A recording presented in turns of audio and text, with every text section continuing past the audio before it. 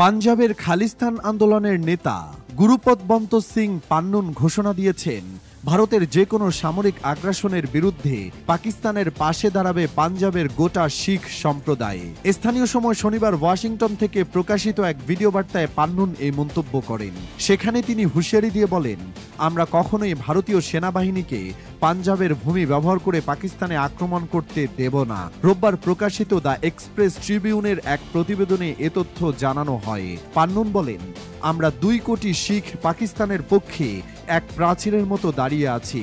পাশাপাশি ভারতের সংখ্যালঘুদের ওপর বিশেষ করে শিখ সম্প্রদায়ের প্রতি যে দমননীতি চলছে তার কঠোর সমালোচনা করে তিনি বলেন, আজ গোটা বিশ্ব ভারতের এই নির্যাতন প্রত্যক্ষ করছে।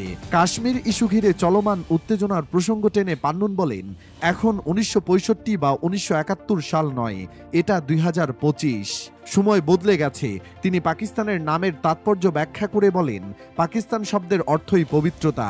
আমাদের ঐতিহ্য হলো আমরা কখনো আগ্রাসন শুরু করি না এবং ভবিষ্যতেও করব না।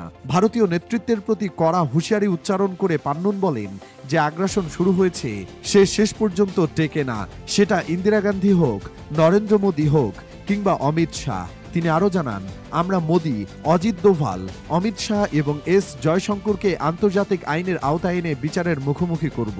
এছাড়া পান্নুন দাবি করেন, জম্মু কাশ্মীরের পহেলগাঁওয়ে সাম্প্রতিক হামলা আসলে ভারত সরকারের নিজস্ব সাজানো নাটক। তার ভাষায়, ভারত নিজেরই হিন্দু নাগরিকদের হত্যা করে রাজনৈতিক ফায়দা ও নির্বাচনী সুবিধা নিতে চাইছে। পান্নুনের এই বক্তব্য এমন এক সময় এসেছে যখন ভারতীয় উপমহাদেশে আঞ্চলিক উত্তেজনা চরমে পৌঁছেছে এবং ভারতের রাষ্ট্রীয় মদদে সংখ্যালঘু নির্যাতনের অভিযোগ আরও প্রবল হয়েছে।